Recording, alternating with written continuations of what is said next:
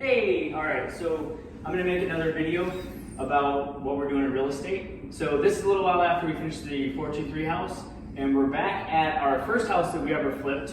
And in this house, we did things, it worked out really well. The house makes a lot of net income and it's great. But I wanted to come back because we see a lot of things that we've learned that we did really wrong the first time, that we're correcting this time. So I'll point at the floor first. So the floors, if you can see, we started out with a what is this doing? Block? It's a brick floor. Brick. Yeah, it started out Red with brick just floor. a original brick flooring, and it looked ugly. So we're like, how can we fix this, right? So we came up with the thing where you can paint brick for like a patio brick paint, and it's supposed to hold up really well. So we painted it with this patio brick paint, blah blah blah, and it did not. It lasted a few months under the renters, and sadly, it was embarrassing to come back and have to be like, yeah, I know the floor sucks. I'm so sorry, we're gonna try to fix it. So that's what we're doing now.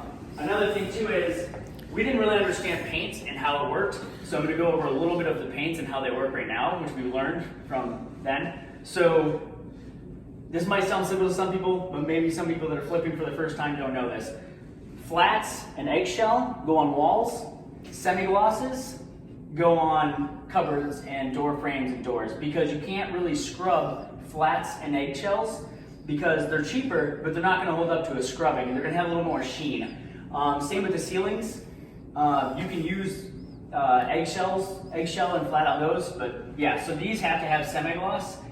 We didn't, and paint was rubbing off, and it looked like crap, and whoops. But hey, life's about living and learning, and the house still netted good income, even though we made mistakes, and that's fine. I'm pretty sure there's nothing else out here I want to talk about. So we'll go in here. You can see like the paint got buffed up, things happened, but you know what the great thing is that we learned? Is that somebody puts a deposit down, and if they took good care of your house, no big deal, we get the deposit back, that's awesome. I want, because then you just rent it right back out. But for the person who puts the deposit down that does not do so well, and they have quite a bit extra issues, like if you look at right here, super nasty. And it's all dinged up and banged up, and the walls got all scuffed up because they let their chairs and their cupboards and their tables bang against it for months. So for those people, some of their deposit's going to go into repairing the house. So this house will probably get fully repainted for a matter of like 60% of their deposit. 2,000 square foot house, 60% of the deposit, they'll get the rest back. Some other things that worked out really well. So you can see down here on the cupboards, a lot of this is because they got all dinged up, but we also used the wrong paint, and that doesn't help. Doors are the same situation. The doors get all dinged up and nasty, and a lot of that is because it wasn't cleaned and taken care of, but we also used the wrong paint on those as well.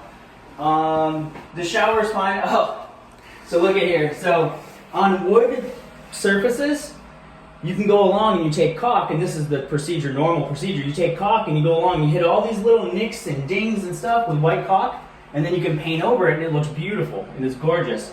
So with this newer plastic material that we put up here, it looks awesome when we put it up. And then we went along and we put all our little nicks and things of caulk. What we didn't realize is if you don't paint back over it again, like you can on wood, it collects all the dirt and material and grime, and it looks horrible. So just so you know, wood that you're gonna paint, it's fine to caulk over and make sure you fill all those little holes and cracks.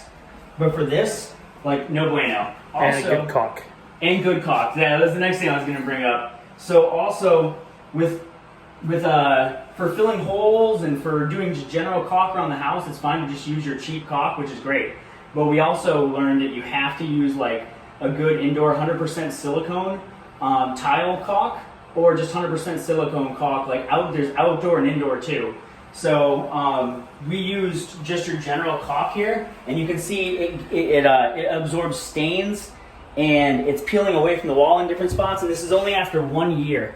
So it didn't hold up. You have to use 100% silicone. Now the issue is you can't paint 100% silicone, but you can use it as the colors it is. So you can't paint 100% silicone, but you don't need to paint a white silicone around the border of a tub surround. It's going to be more expensive, but you see what you get if you go the cheap route. that is really all I wanted to say. So